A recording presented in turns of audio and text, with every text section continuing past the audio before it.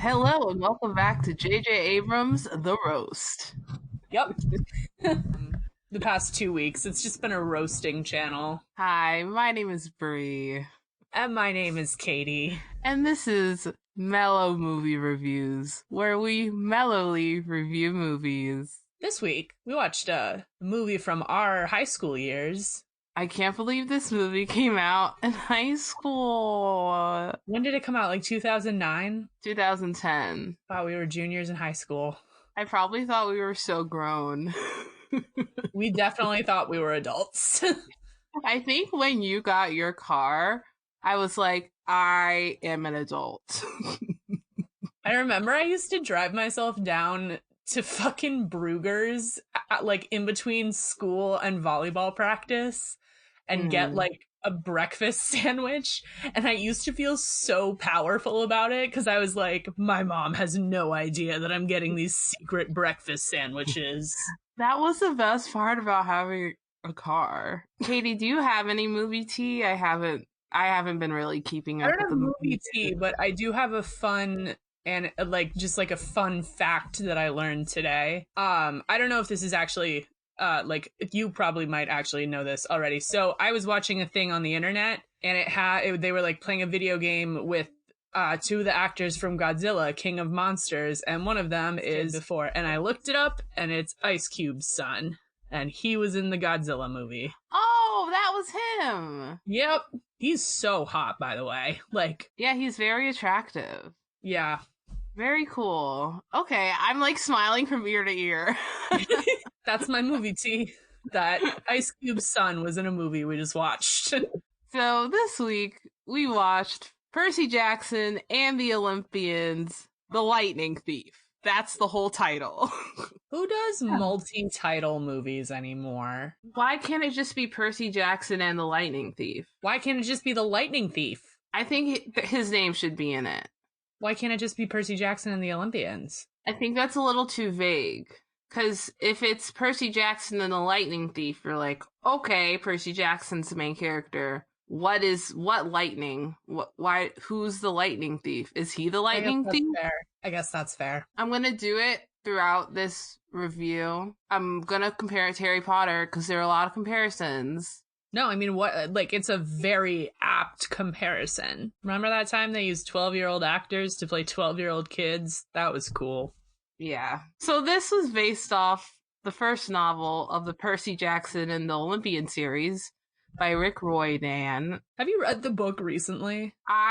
So I read like maybe the first 4 chapters. I've read, I think, up to book 3. I think I stopped reading them in high school. I think I got a little too, like, old. I heard they get really good. Do you remember the book? I guess is the question that I'm getting at.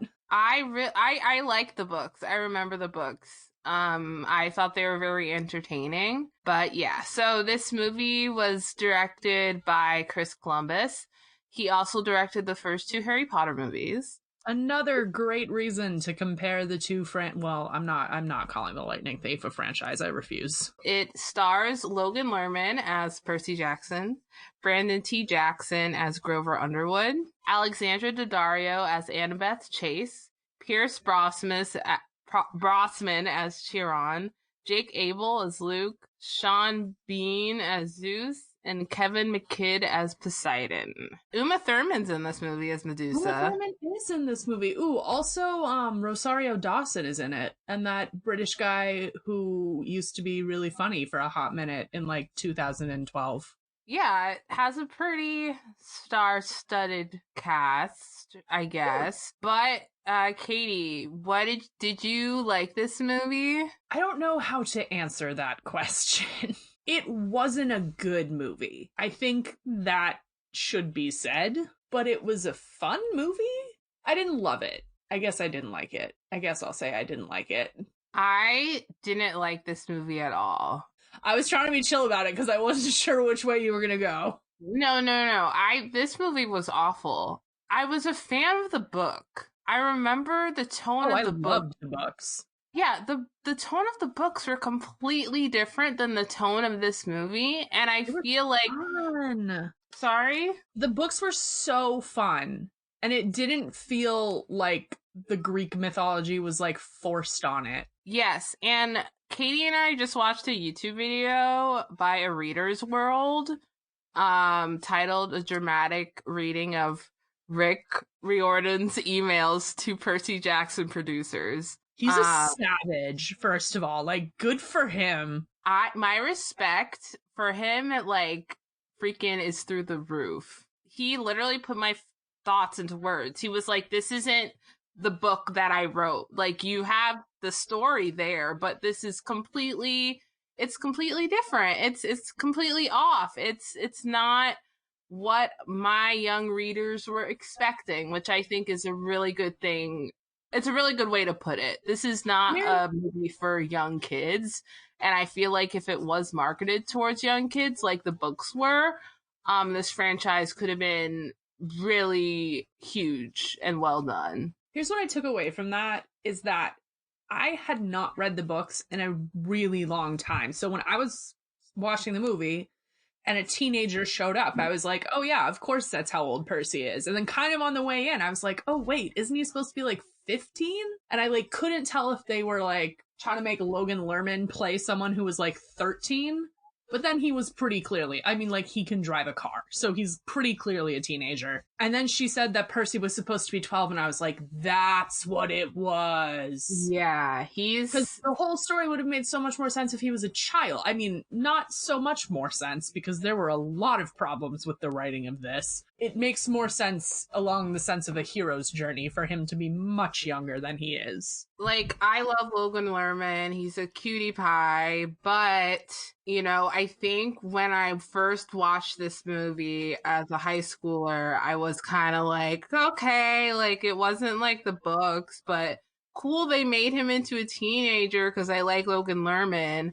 But now, I watched this movie twice because... You sat through it twice? Yes, because the first time I didn't know if I liked it or not. I was just like, I was very shocked about the tone, because the tone of the book, like we've said before, did not match the tone of this weird Hollywood movie. You know what it felt like is exactly what she said or rather he said in the email. It felt like one of those toneless cash grabs for the like teenage, like weird, like somehow fantasy, like how like the Hunger Games and like Twilight. This was like another cash grab at that, and they didn't even try to do it well. You know what this movie reminded me of? What up? It reminded... Okay, what is ABC Family known as now? Freeform? Yes, it reminded me of like a Freeform show. Oh my god, you're so right. The settings, like the CGI, like the budget for the costuming, like what? You know what I mean? It just looked very cheap to me and not kind of really rushed. So here's a fun fact. I don't know if you know this. So you know, did you ever read the Mortal Instruments books? I tried, but then... Have you ever tried to watch the series? No. Yeah, so Alexandra Daddario, who plays Annabeth, plays one of the main characters on that. And if you ever watch that show is like if they took this movie and decided to make it a series on Freeform. You are absolutely right. It's like the same thing. Okay, so this movie opens up with Poseidon and Zeus talking. And Poseidon and Zeus, they're brothers, correct? Yep. Zeus is looking for his lightning, and he's like, yo, bro, I think your son stole my lightning. This was the most boring opening of a movie. I also was very unclear how they got to Percy being the lightning thief. Because, like, pretty much from the opening scene, they were like, Percy has the lightning bolt. And I'm like, this is the first fucking time I'm hearing about this kid. And already he's got plot on top of him. Like, tell me how we got here first. Yeah, and we didn't even get, like, I mean, it's kind of annoying that this movie started off with the dads, because in the book, it starts off with Percy in school, like, chattering away, you know what I mean? Doesn't he not find out he's Poseidon's kid until like way after he gets to Camp Half-Blood? Yes, I believe so. Because I feel like I remember he had to hang out in the Hermes cabin for a while because that's where all the kids who they don't know who their parents are go. And he started to bond with Luke. This story starts with the dads, and it's kind of like, why are we starting with these two characters that we will rarely see throughout this movie? Yeah, it's kind of whack. And I don't know, I feel like they should have just used the book as a guide. And then we get Percy just sitting underwater, I actually really liked that shot. I do agree that it's stupid, but I really did enjoy that shot. I like that shot, but I wish there was more context. Like, I guess it was during his free period, but why couldn't we get that scene during like a swim lesson? Or I don't know, maybe I wish there was a plot point in the movie and him just like not just randomly sitting there. No, I agree. And I think it would have made it more interesting for him to like, I feel like it would have been a fun scene where, like, if he had been doing that with Grover and then, like, a teacher walked in and thought Percy was, like, drowning because he'd been under so long, or, like, something like that, to make it more like, oh, wow, he really does hold his breath a really long time underwater, huh? Because I feel like with Grover, it was like, wow, that's a record. And they weren't like, yeah, 10 minutes. Damn. It's like a big moment, but it's very underwhelming. But it should have been a huge moment. I feel like that describes all of the huge moments in this film. Yeah, so then they're on a field trip, and Miss Dodd turns into a Voldemort bat. She is supposed to be a Fury. Yes, and Percy is supposed to kill her, but in the movie she gets away, and she's like, "Where's the lightning?" And then Grover and Chiron were like, "We have to get him to his mom's." And he's like, "What's going on? What's going on?" It just moves so fast. Because I feel like we get to Camp Half-Blood a little too fast. And we don't really get to see Percy's personality. Like, we know he struggles with dyslexia. We know that Grover is his best friend. But, like, in the book, he has a very cheerful, kind of upbeat, optimistic way about him, and I just don't see this in teenage Logan Lerman. Percy Jackson in this movie has no personality. He's just there to look hot, wave a sword around, and deliver one-liners like really half-heartedly. His best scene in the entire movie is the thing I put up on Twitter earlier today when they're in the museum and he holds up the pen and he's like, "This is a pen!" when that thing's coming out after them. Best part of the whole movie. Oh, that's like the funniest line of the entire movie. Yeah. It's all downhill from there. This is a pen. I do have to, and I know the movie didn't do this. I know this is Rick Riordan, but I do have to give him a lot of credit for how he was able to interpret Greek mythology and like incorporate it into the modern world, because some of the stuff he did is very clever. I feel like the lotus flower and that being at the casino, like a trap. Yeah, and like Ursula, or not Ursula, fucking Jesus Christ. Medusa having that like statue garden. And there were some other ones in the book. I can't remember what they are though. Oh, it was the Fates. It was the Fates were knitting like mittens or something, and he saw them on the side of the road before he got to Camp Half-Blood. That was one of the things that was cut out that I was bummed about. Yeah, they cut out a lot. So then I think we are driving to Camp Half-Blood right now, and Percy's mom is explaining to him like his life story, basically. Yep. So much exposition. It's moving so fast. I'm like, who are you, Percy Jackson? Ooh. Like, who are you? I know what I wanted to say earlier. This movie didn't feel like a movie so much as it felt like a storyboard that someone filmed. It was all of the scenes were contained within the scenes, and there was nothing connecting the scenes to each other because there was no arcing character development. It was just like, here's the scene where they're in the casino and they're doing drugs. Here's the one where Medusa's there. Now they're in Hades' palace, and now they're up in Olympus, and these are all self-contained adventures. Yeah, and it felt very one note. And then so before they arrive at Camp Half-Blood, a Minotaur shows up. Percy kills it very easily. I thought the Minotaur took the mom. No, the mom evaporated, and Percy kills the Minotaur with his horn. Oh, yeah. I should know. I watched this movie twice. You're right. Yeah, no, you're really right. Percy's, like, learning curve on his fighting skills was a little ridiculous. Camp Half-Blood. The costume design for Camp Half-Blood was so underwhelming. Like, they have armor on top, and then they wear jeans that don't fit them. Like, I feel like they were like, okay, how do we incorporate ancient Greece, but also teen things? And let's just stick a leather breastplate on everyone and give them these weird mohawk helmets. What I really liked about Rick's book is that the modern world and the Greek world were intertwined very cleverly. And I thought there would be I didn't see any style in this film. I actually have a Christopher Columbus conspiracy theory. Oh my God. Are you ready? I am. Okay. So, Christopher Columbus did the first 2 Harry Potter movies. Yes. They were solid. Yeah.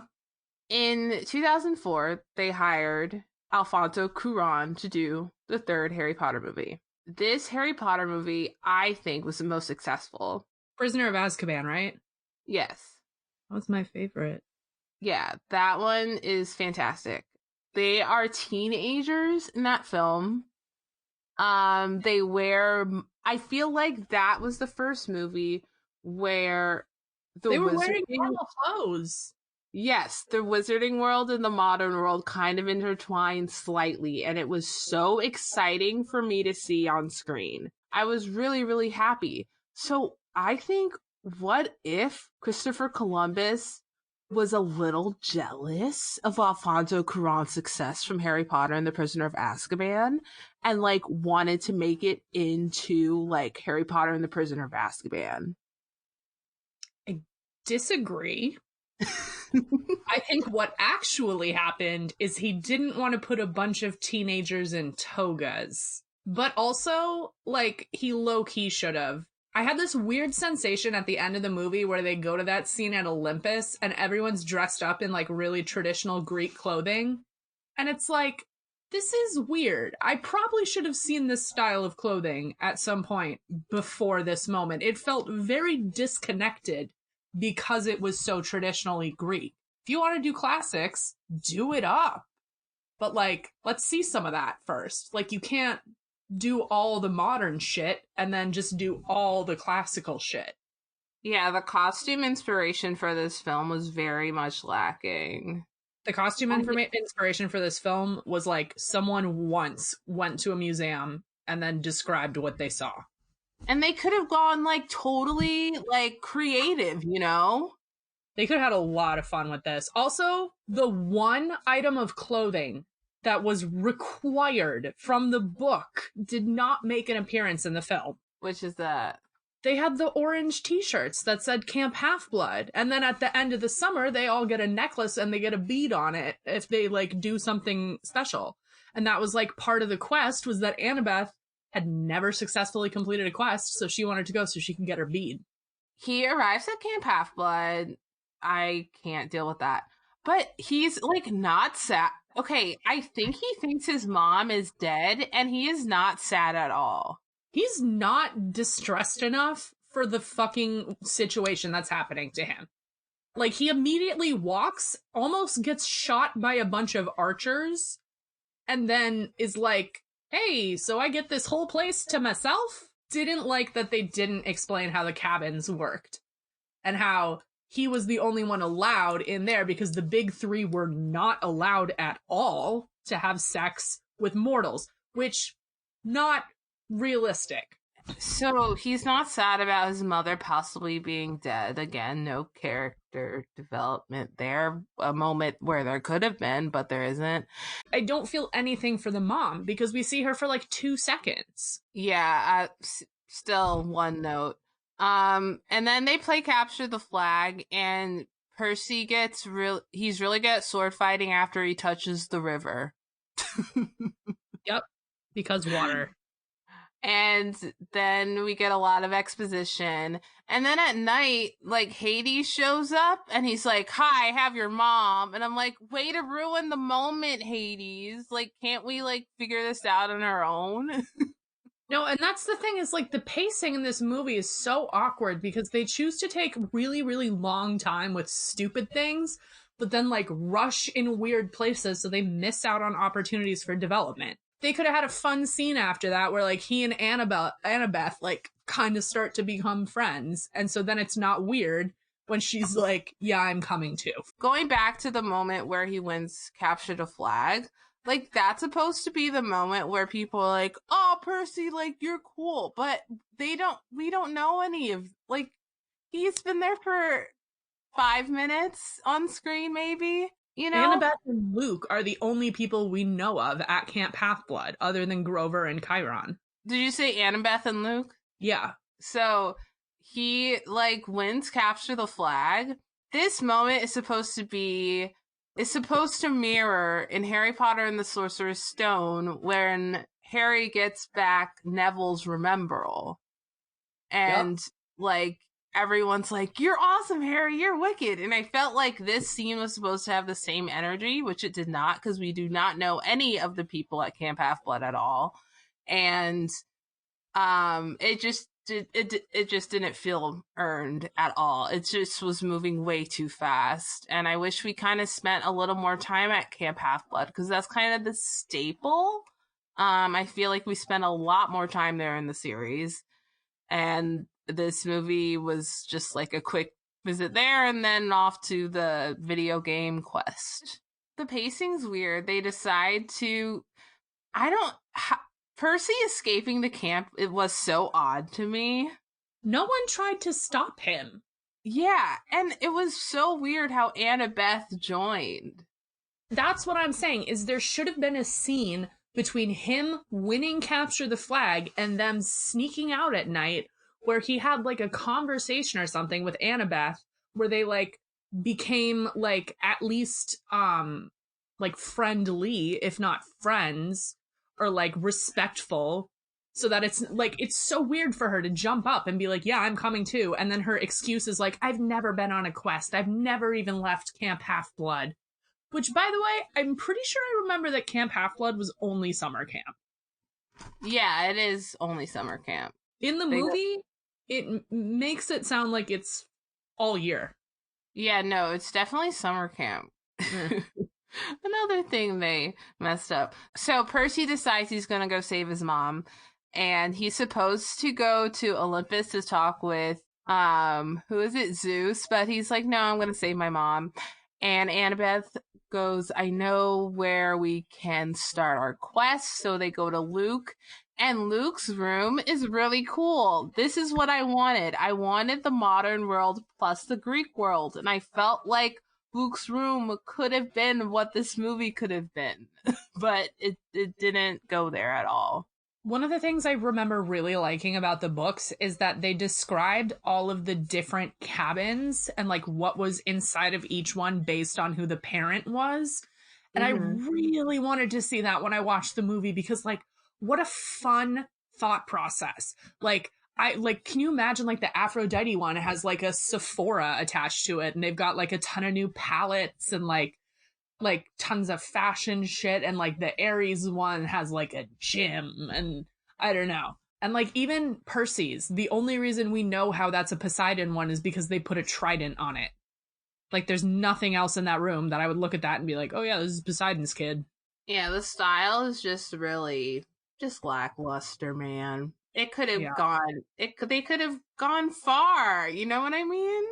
And they chose not to. They chose not to, and they probably had a huge budget for this movie, so that's why it's so, like, annoying. They could have made this into a really big thing. So Luke gives them the most The easiest map I have ever seen in my entire life. It's like the Walmart brand Marauders map. So, yeah, exactly. Katie, that's why I think Christopher Columbus was a bit jelly. I literally think he was like, okay, wait, maybe you're right. Maybe he was just like pissed he couldn't make the third movie, so he just took Percy Jackson and was like, you know what? Fuck you, WB. I'm gonna do my own Prisoner of Azkaban in fucking ancient Greece. And I feel like Miss Dodds kind of looked like a combination between Voldemort and Remus Lupin when he turns into a werewolf. I don't know if I'd go that far. I'm reaching for drama, Katie. You are reaching for sure. I just really want this to be. I really want this movie to be a revenge film for Christopher Columbus. It's a fucking Hollywood diss track film. But yes, it is a cheap Marauders map. Like, why did they have to make it look like that, you know? It's so dumb, too. Like, there's nothing on it. It's just an outline of the United States, and then, like, gold letters come up, and it's like, Auntie M's Garden Emporium, and they just figure out how to get there. Luke gives them this really easy map, and he says that the pearls of... Who's Hades' wife? Persephone. The pearls of Persephone. This is a map of the pearls of Persephone, and once you find the three pearls, you'll be able to get to Hades, and these three pearls will help you get out of Hades. You'll be able to get in, but you can't get out. And this map is so easy. Like, after they find the first pearl at Medusa's house, which is, like, a pretty, like, it's an okay scene, wouldn't you think? I thought that it was clever in that she froze people, and like I thought it was cool that when they were running around you could like see people that were like clearly from different eras in time. But also, again, I felt like they defeated her a little too easily. Yes, and this is supposed to be Medusa. All these kids are wearing plot armor, so it's like annoying to watch them go into these situations where you know they're gonna survive. Yeah, like I knew that they were gonna defeat her. She was the first stop, and I remember her being the first stop in the book, but there were a lot of other things they had to do first. Or there are a lot of other... Yeah, there was a lot of stuff cut out. Also, did not know until I watched that YouTube thing that the Pearls of Persephone were not in the book.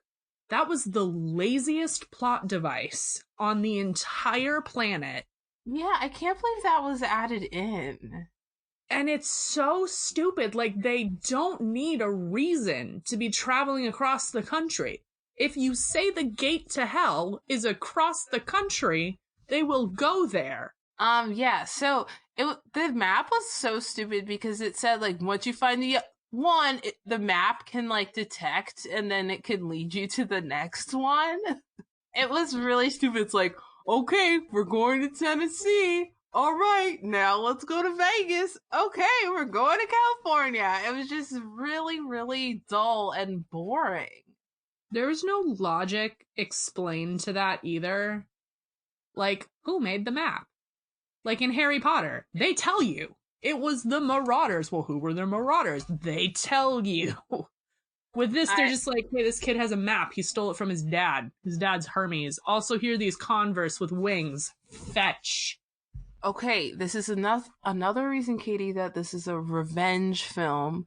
This map. Was the map in the book, do you remember? No, because the pearls weren't in the book. But maybe the map was. I don't imagine they would need a map to find pearls. Anyway, if the map isn't in the book, this is another reason why this is a Christopher Columbus... Chris Columbus? I think it's Chris. Okay, this is another example of how this is Chris Columbus's revenge film for Harry Potter and the Prisoner of Azkaban if he added a random map that had the same texture and look of the Marauders map. The more you say, the more I'm like, damn, you're right. They have a really boring scene in Tennessee where they... even though there's a Hydra in this scene was still boring to me. Okay, but again, It's because all these kids have plot armor. So they walk into this really dangerous situation and they all walk out of it unscathed. Like, if you're not going to kill a character, at least hurt one of them enough so that I am concerned and that there's tension. But even so, this scene should have been popping if there was a Hydra in it, but it wasn't. Also, that CGI though, yikes. Yikes.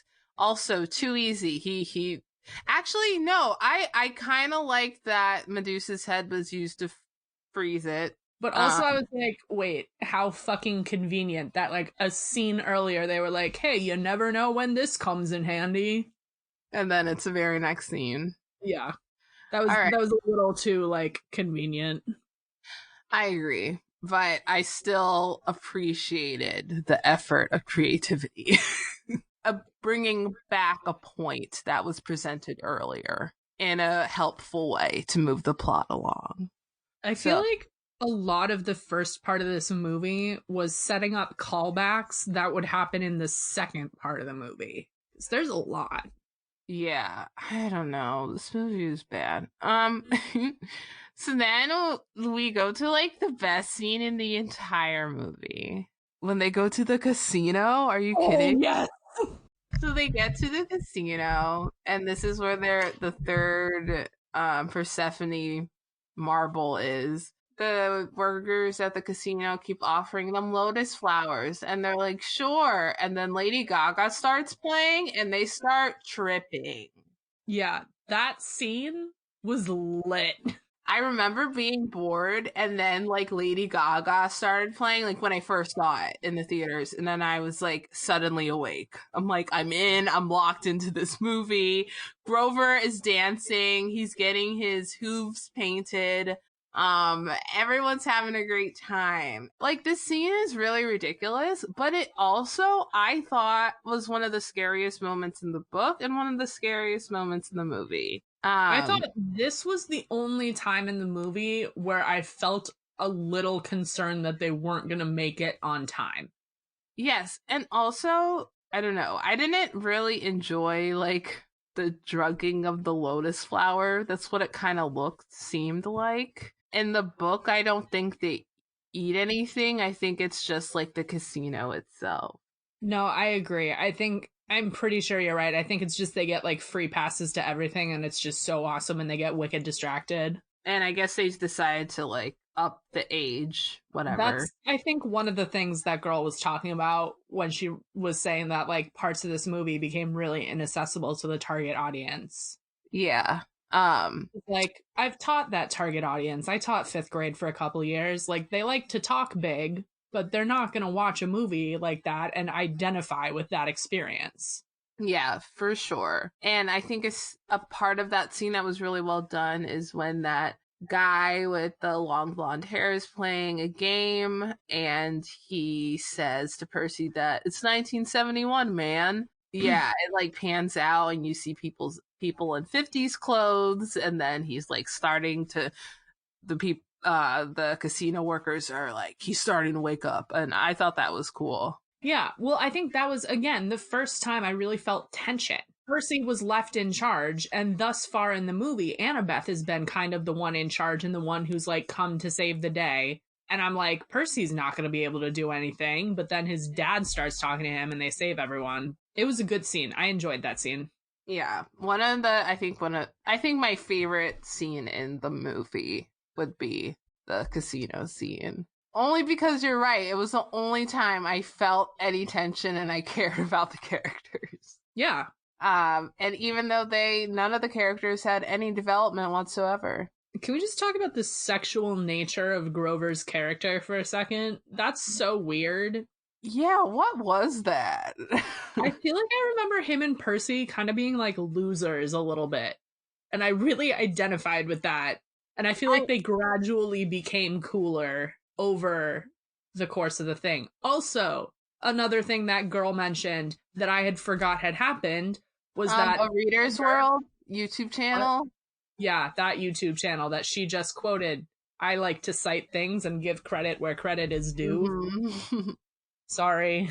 You did a really good video. that Grover had like taken Annabeth on a quest and like failed or something like that, and that this was his like last chance to really become a protector. That would have made his character so much more interesting. But I was so annoyed with his character the whole time because he was comic relief, but he wasn't even good comic relief. Every time they had a plot point that involved him, it ended with him saying, "It's because I'm the protector." Like, that was the explanation. It wasn't like, well, yeah, because I'm the adult here. I'm the older one, so you guys should leave. The best comic relief is when it just is subtle It's humor. natural. This was just a little too over the top, and all of the jokes were so forced. Yeah, I never laughed. You're right. The only part I laughed at is a pen. This is a pen.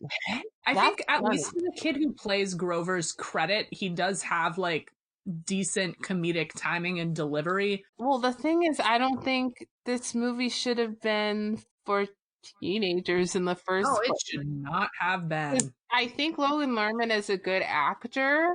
I think he would have been a great choice to play Percy in like the 4th or 5th movie of this franchise. And like I loved him in The Perks of Being a Wallflower. Like, he's a good actor, but this just wasn't for him. And he looks like a Percy Jackson, but you're right, like a few years older.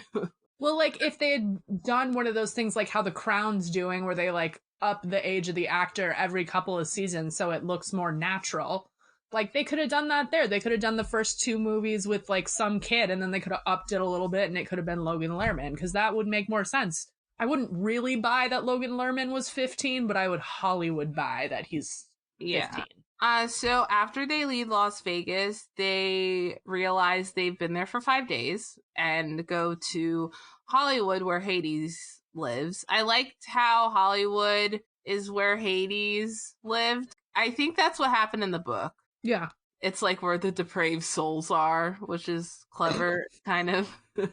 The underworld, horrible CGI. Another moment where they could have had a really creative look on how the underworld could look, but unfortunately, no. Also, like, not accurate to what the underworld is in Greek mythology. Yeah, can you explain that to me? Because I want to learn more about that. Okay, so I am by no means an expert on this subject, but here is what I know. So the first part they got correct. When Greeks die, they get 2 ancient Greeks, they get 2 coins put on their eyes because it costs 2 coins to go across the ferry where Charon, the ferryman, takes you across. So there's like 3 levels of underworld. There's Asphodel, which is where like pretty much everyone goes, and you turn into what's called a shade, which is basically like a ghost, but you can't really do anything. You just like exist. And then there's Asphodel, which is like, if you're really, really good, it's like their version of heaven. And then there's Tartarus, which is, I think, what they were trying to depict, because Tartarus is what we think of as hell. And it's like where all the horrible torture happens. Also, how the fuck did Cerebrus not show up in this movie? I don't know, and I don't know who that is. The 3-headed dog. Oh. Especially if Chris Columbus wanted to call out Harry Potter. Maybe that's why he didn't, because he was just sad. Katie, I'm telling you. This is a revenge film. Chris Columbus is going to hear about this and be like, they figured it out. Going along with the plot, they're in the underworld. CGI is disgusting. So it's revealed that in the shield, so Luke gives them a shield before they go. Luke stole the lightning bolt. The lightning bolt is in the shield.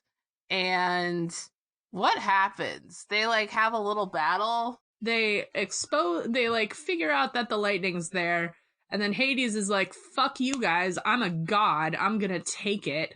And then Persephone like knocks him out or something.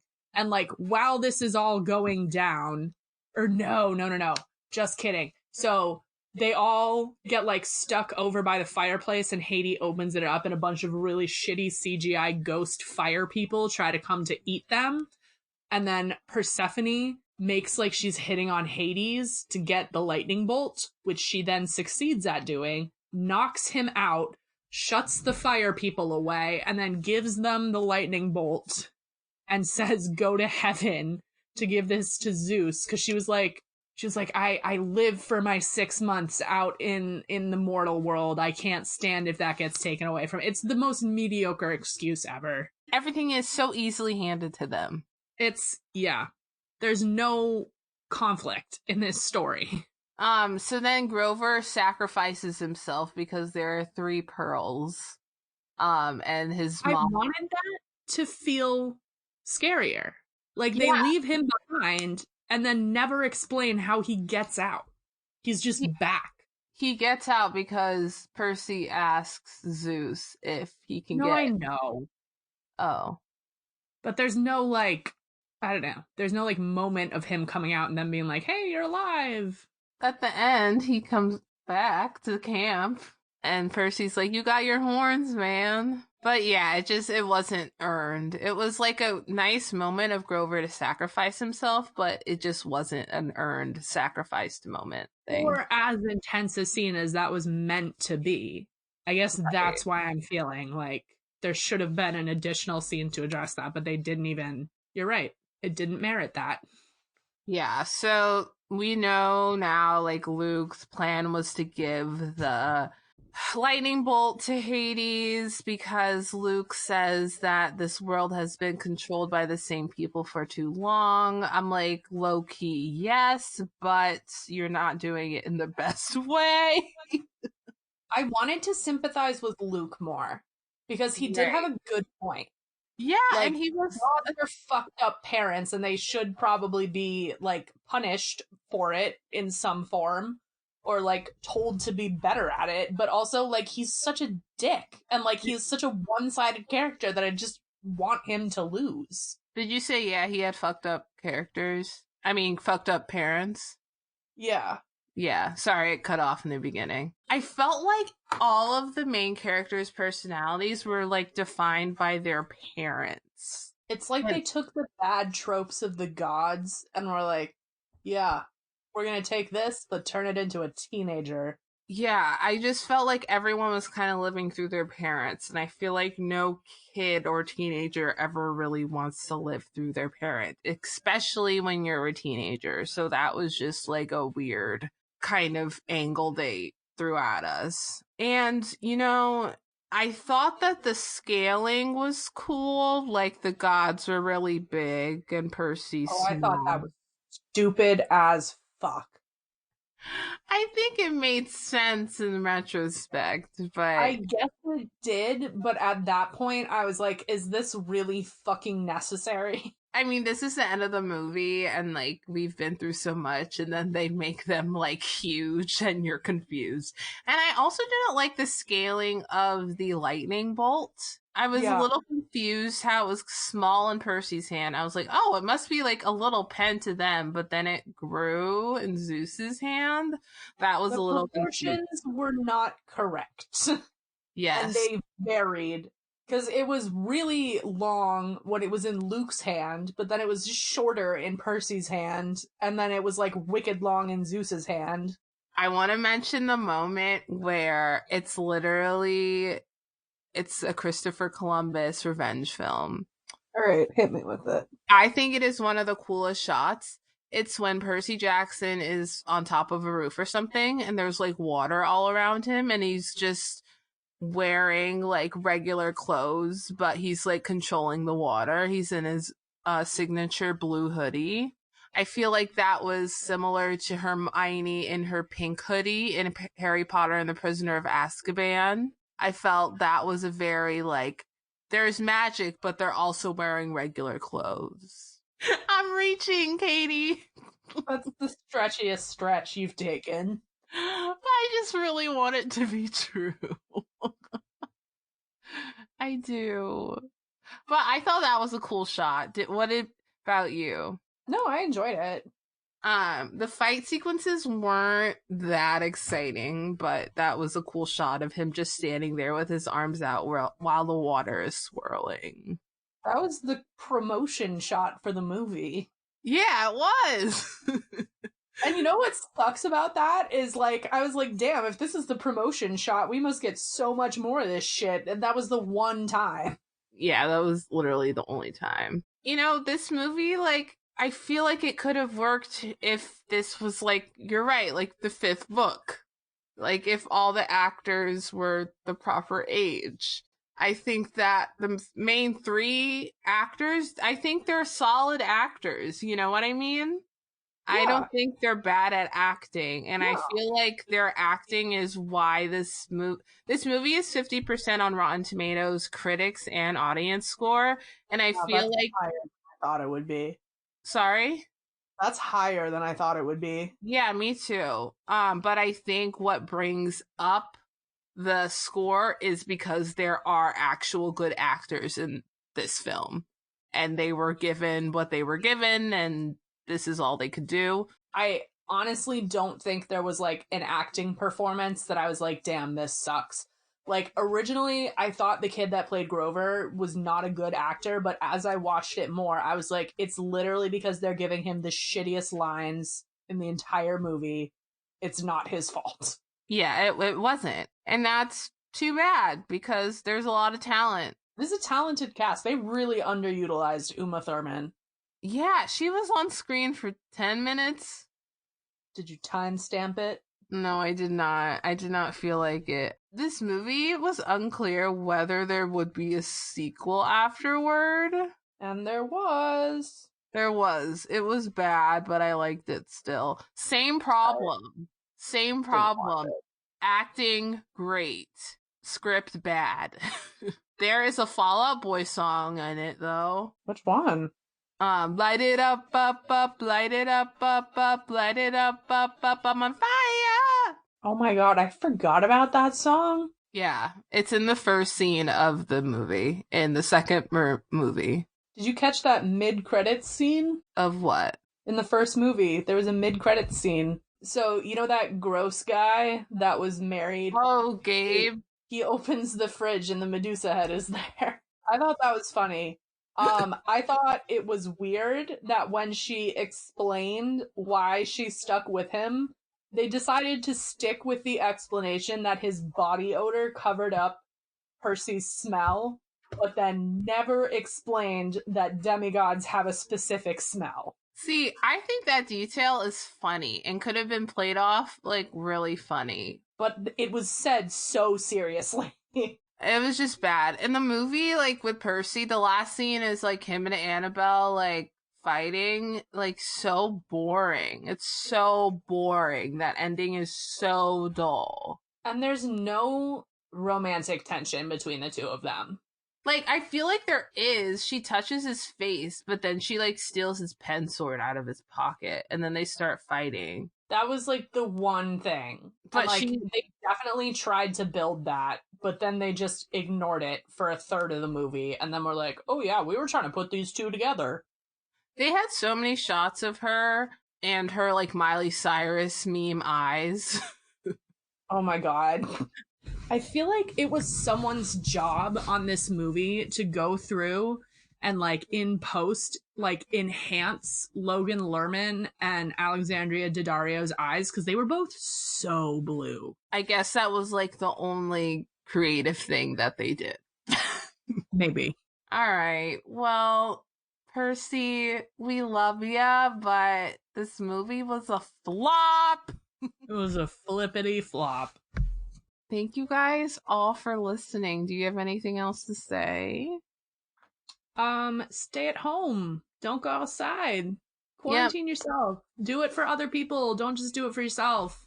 Okay. Bye, guys. Bye.